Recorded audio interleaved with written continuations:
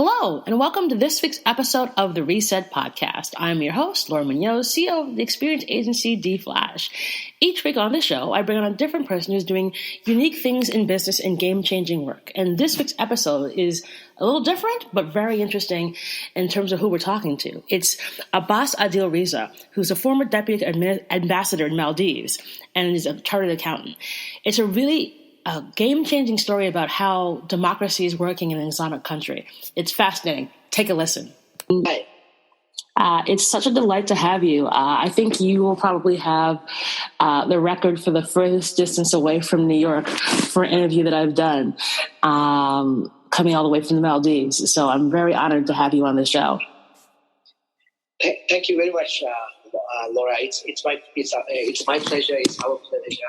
And greetings to your listeners from the beautiful sunny side of the world, from the Maldives. Awesome. So, as I start with every episode, even when we're on the other side of the world, same question still applies. Abbas, what was your first job? I'm an accountant by profession. I'm a chartered accountant. I graduated Chartered Institute of Management Accounting, UK. And then later on in my career, I studied public administration. My first job was in private sector.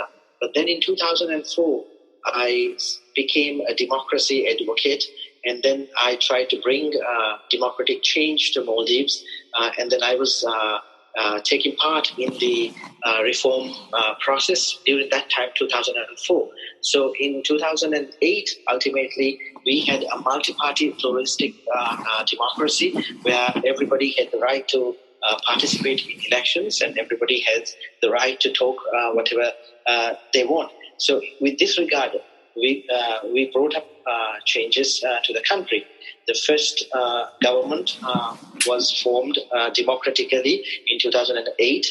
I helped that government in the taxation authority. Maldives got its first taxation regime or the modern tax system in 2010, where I was a member of the board of Inland Revenue Authority. And then later on in 2012, I was the spokesman for the then President, Dr. Wahid. And later in 2013, when President Yamin came to power, he assigned me to be the Commissioner General of Customs. And later on, I was sent to Colombo, Maldives mission as the Deputy High Commissioner. And thereon, I was assigned to the trade representative in the High Commission in Malaysia. Currently, I am working with the opposition party in the Maldives. Wow. And what's that been like for you? It's been a roller coaster of time. I have lost count of the days and time it has passed by. It's been a wonderful career for me.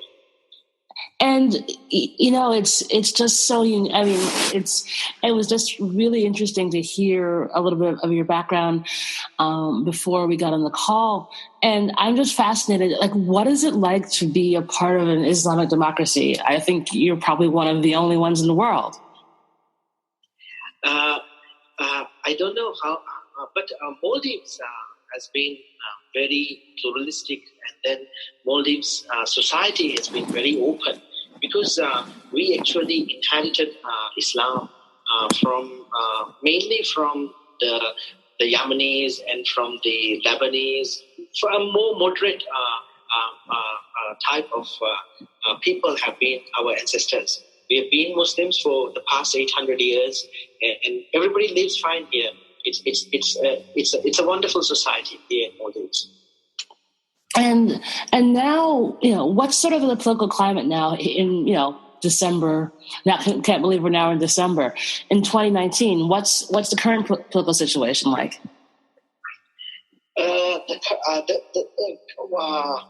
Actually, most of the opposition, which is the current administration, when they were in the opposition, they said the former President Yamin, will not hold election, and then they said, accuse him of all sort of tyranny and all these things. But we had a very wonderful election in 2018 November, and then there was peaceful transition of power, and then the then opposition, now current government came into power. They had a wonderful time, 1 year up to November 2017. But in the meantime, what they have faced is the current government faces some economic challenges. So as a result, they have embarked on a pathway of suppressing the opposition. So for that, currently what's happening is President Yamin, who is the only opposition leader currently in the Maldives, because the rest of all the political parties is in the current government.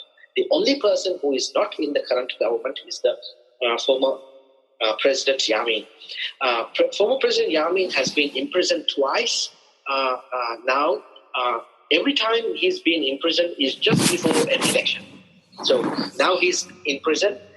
Just 4 months down the line, we have the next local council election.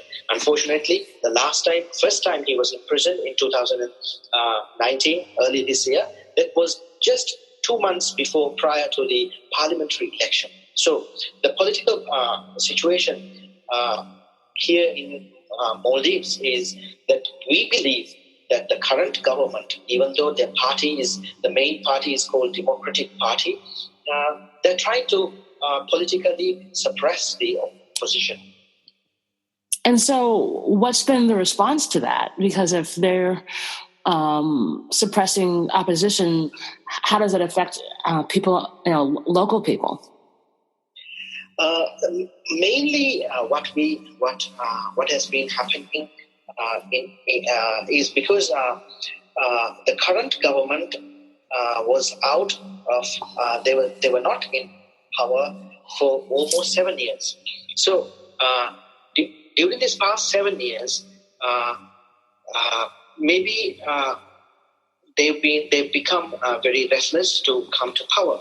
But now what we are seeing today is the current economic condition is getting worse day by day.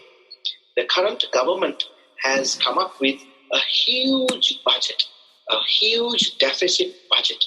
And then this is the record budget in the history of Maldives, $33 billion.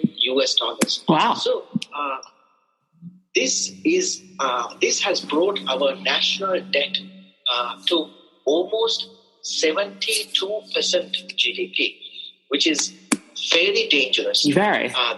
Never in our history, any president, whether it is the old time, 30 years dictatorship as we call it, even not that time, even not during any of the past 10 years, only it is now they have made such a jump in government spending.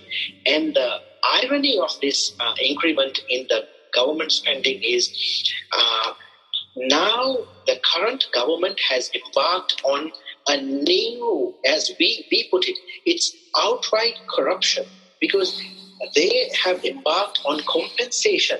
They call it compensation. But none of these compensations have been proven in a court. Not a single verdict has passed the three stages of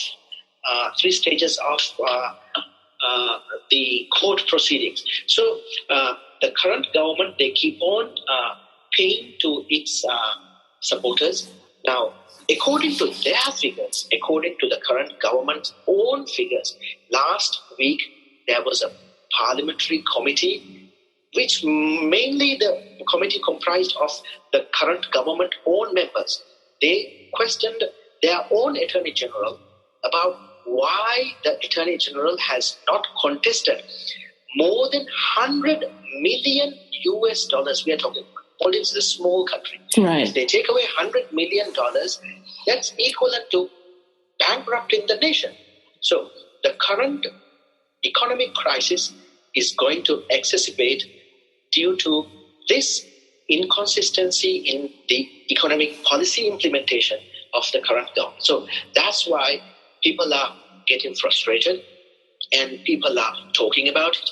And the government want to silence the opposition. They believe it's because of President Yamin that this is coming up, and so they have put him behind the bars. Wow. And what happens now? Do we know when he might be able to get out of jail, or is it something where you think it's going to be through the election? We are trying, and last few days we are seeing his supporters gather into Malé and then trying to protest. But the bottom line is actually President Yamin's progressive coalition is actually a very peaceful movement, because they don't believe actually on disrupting the normal life. But the irony here is President Yamin is a very nationalistic leader.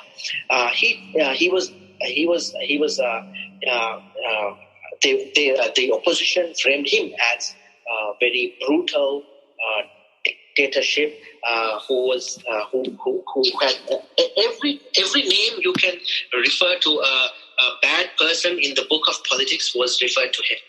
But he was incredibly he was energetic in delivering people. He's a bureaucrat, and he's been a bureaucrat ever since. He graduated American school in Beirut. He's an American school Beirut graduate, and his working style is more like an American. He says there is no free lunch all the time. So most of the time he spent. So during his 5 years, we have seen incredible. Even his opposition believe they also agree that there was enormous transformational development in the Maldives. Though they disagree on several ways or how they were done it. But one must understand the Maldives is a very poor country with 400,000 population, geographically scattered to a vast area, even longer than France. But we don't have enough electricity. We do not have proper schools, proper hospitals. But President Yamin focused his 5 years solely on this, solely on providing the healthcare facilities, building hospitals, schools, roads, and harbors for the islands, providing electricity. So basically, he was not seen. He's not a photogenic person. He did not have a nice smile. But this fact was made him. This was taken by the opposition to frame him and to bring up all different types of accusations against him, which none is being proved so far. And the irony is, most of his supporters now is desperate because President Yamin believed he will get a fair trial here in Maldives, and he was expecting that. And he attended personally. He did not let only the lawyers go to the case. He personally attended every case hearing. And opposition wanted to discredit him by publicly showing the trial. So this was the first trial in the Maldives which was publicly shown on television, national TV. And then... What was the response? President Yamin was... the response was seen from his rallies after the trial. He started his rallies after the election. It was very it was not momentous, but his last rally, like for example, a few weeks just before the jailing, his last rally was like one of the largest rallies held in the Maldives. But it was all peaceful. It was well mannered, well attended. So, but the irony is, 4 hours before the sentencing, the current government changed and suspended the judge who was sitting in the trial all this time. Wow. So they really This only happens in Zimbabwe. It's not Maldives, and this is not the values we all so much tried for all these years. 4 hours before the sentencing, the current government controlled Judicial Service Commission, where the Speaker of the Parliament sits, where his deputy sits, where his lawyer sits. So all these people, they suspended the judge who was presiding the case and installed another bench which only made the sentence, not even heard the case again. So it sounds so that's hard. It seems like it's very complicated, but also, the people are trying to rise up to support their former president. So, as of now, where you stand? I know that there was a trial today. Like, do you think the democracy in Maldives is in trouble? Like, honestly? I'll leave that answer to the listeners. After listening to what we are talking and then hearing the other side as well, maybe sometimes, or from the news, you will only hear most of the time the Reuters or BBC or the international narrative, and most of them, they don't ask our side of the story. What we believe is that 2018 President Yamin had a free and fair election. The opposition won the election. He absolutely peacefully handed over the power. The transition was absolutely peaceful, all right? And there is not a single incident during the election up to the handover. President Yamin came home and then he took charge of his political party. And then he is a very non-violent person, because he did not have a single demonstration during his party do not have rallies on the road. Only they gather at a specific hall or function hall so he transferred the power. But since handover, the current government completely changed. It has changed the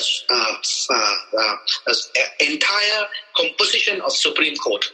All right. So the current government has changed the entire structure of Supreme Court. They have changed 5 sitting Supreme Court judges and then arrested the opposition leader. And also, the irony is just the current government decided to sentence the opposition leader, the only opposition leader, while on the day, the prosecutor general resigned his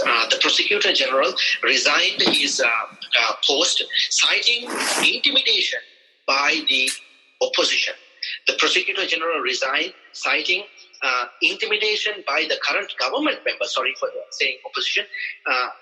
In the letter of resignation, prosecutor general specifically mentioned the parliamentary members of the current government intimidated her and then threatened her. So that is the case. Prosecutor general resigned. The Supreme Court bench composition totally changed, and there is no Supreme Court Chief Justice. There is no prosecutor general, and then sentenced the opposition leader at the same day. The listeners can determine how the democracy in Maldives looks like. So what we call democracy is for separation of powers. Right. Today, what we see is rampant. It's rampant nepotism. The Democratic Party is led by President Nasheed, former President Nasheed. Now, the current president is his brother-in-law, and President Nasheed is sitting as the Speaker of the Parliament, and his younger sister is Deputy Speaker of the Parliament. And President Nasheed's brother-in-law is Chief of Police. And another brother-in-law of the President is Chief of Army. So one can imagine how democracy in Maldives looks like today. But the party is called Maldivian Democratic Party. So everybody thinks okay, Maldivian Democratic Party means it has to be democratic. But since our listeners are of free people, the world's only free people, we can say. Even at the beginning in 2004, in 2005, when we first started calling for democracy, the American people, especially people from Chicago, helped us. And also today, once again, we have to pledge for their help, because a free people will never accept this type of rule under any disguise. Well, it sounds like it does sound definitely like lots of nepotism, but you all are able to protest. And do you think it's going to be an indicator of a larger problem with more and more unrest? Normally, our party, Progressive Party, do not have, because our major supporter base is outside the capital city of Male. And one must understand Male, capital city, is just 4 square kilometers and connected now President Yamin's, with President Yamin's work, we are connected to our new city, the youth city. So we do not want to disrupt the livelihood of this congested city. But on the other hand, the international community do not see us unless we come out to the streets and we demonstrate and then show to the people. So it's a quite difficult dilemma. But we don't have any choice now. We don't have any choice but to come out and protest. So we are seeing in the last 3 nights, we are seeing people calling for the release of President Yamin. We are seeing even tonight there is a rally held by supporters of former President Yamin and calling for his release and then calling to give him a fair trial. So basically, what we forecast is we don't want to disrupt any of the economic processes, because Maldives is facing economic downturn these days. And then on top of it, the government is burdening, it's planning to bring further taxation. It's going to introduce more income tax while the economy is slowing down. And so on top of all these things, if we, the opposition party, we try to disrupt the livelihood of the people, and we don't think it's just our values. It does not hold our values, but most of our supporters are pressuring us, the office bearers. So I think ultimately we always have to see how we can solve these issues amicably. I'm sure the American people and its government will totally uphold the principles they value so much, because going behind former presidents is not an American value. And also going behind former presidents on cooked up charges is again worse.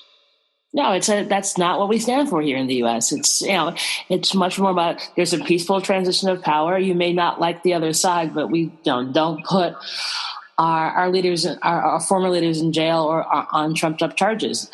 And do you know? And is there any date yet as to when the former president's trial is going to be decided?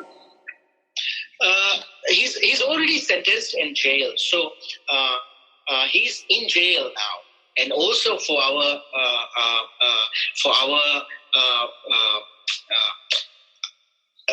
it is unbelievable that the current government took former president to Male jail, which is only for very high criminals. Like, Male jail does not have proper facilities even, But during President Yamin's tenure, any high-profile person was, taken care of in the Mafushi prison, where there is a facility for such high-profile prisoners. And after President Yamin's supporters protested in front of Malé jail, then after 24 hours, the current government shifted him to the Mafushi jail. Now his lawyers has appealed in the High Court, but unfortunately, it seems the High Court is going on to a recess, and then it's going to take some time, and we are not sure when his High Court appeal case will be heard. And also his legal team has filed a case for him to be kept in house, because there is no risk of him trying to escape justice, or there is no risk of him trying to fled the country. He's been given all those options and threatened him of all those, but he's refused to do that. He said he has not done. He maintains he has not done anything wrong. He maintains his innocence. So those two cases are pending. And is there anything that the international community can do to help or to be a watchdog as this unfolds? Absolutely. Because Maldives government, because Maldives is a very small country, and Maldives is a good friend of United States and its people. Maldives has never gone. We don't have any military or whatsoever agreement with any of our neighbors or any other country in the world, because there is a high stake of United States close to Maldives. So we have been receiving U.S. military aid. We have been receiving military training, everything by the U.S. So any voice by the U.S. government or U.S. State Department to the current government and its people, to the current regime, to adhere to the law and then stop the nepotism and stop this corruption in the form of compensation. So these, if the government, if the U.S. State Department, so if the U.S., if the people of the U.S. says this to Maldives, I'm sure they have to heed, and they will heed. Wow. Okay. And so it's really so. And the U.S. government hasn't said anything to date as with regard to all the unrest. We haven't seen any formal statement by the U.S. State Department. Normally, it will be done from the ambassador assigned to Maldives in Colombo. The ambassador resides in Colombo. A team from President Yamin's PPM from our party is going to visit Colombo soon, maybe Monday or Tuesday. So it's Sunday for us here. So I think that our team will meet the Excellency Ambassador in Colombo and will update him on the current situation as well. Oh, that's great. Because I think a lot of Americans, when they think of Maldives, they think of this incredible vacations location in the world that has these beautiful huts and clear waters, but forgetting about the people who essentially help make this a wonderful tourist destination. And it's so important to hear what's happening on the ground within the country. And what do you think is next? What do you think is next? I think Maldives will remain, and even now it will remain, as a very peaceful and very beautiful and a country where everyone has, freedom. And especially, we take good care of the visitors. Even though there have been political, uncertainty and then political disturbances, we think this is short term because we believe in democracy. Strongly, we believe in democracy, and then we believe that no party in the disguise of just the name of democracy can survive, because the world will come to know what it's doing and then come to hear what they're doing to the opposition, torturing the opposition leader. So we are hopeful, we are optimistic that our country, Maldives, will still remain as beautiful, open for business, open for visitors. But we will fight peacefully to bring about these democratic changes. But one must understand, also look into the history of this current government. Even though they try to bring Islamic radicalization, Islamic these things to the forefront of their agenda, into actually to disguise what they are actually achieving. The current government themselves, they are sleeping with the Islamic Party, even as we speak. They came to power with the Islamic Party. It's in their coalition, and the Islamic Party leader is the Home Minister. And then, on the other hand, they are talking something else to the international partners. But I'm sure this will be known to the world. And then, because PPM is a moderate party, this is the only legitimate opposition currently available, and we hold our values, Maldivian traditional, cultural, all the values. So we believe that equilibrium will come to normal soon. That's fantastic, and we definitely hope so. We'll leave on an uplifting note. What's your favorite spot in Maldives? I know it's your homeland, but what's the one place you just absolutely love and makes you feel at home? I was born and bred in the capital city, Male. My family is from my family is from Male. But though I have traveled throughout the country, from the most northern to the most southern.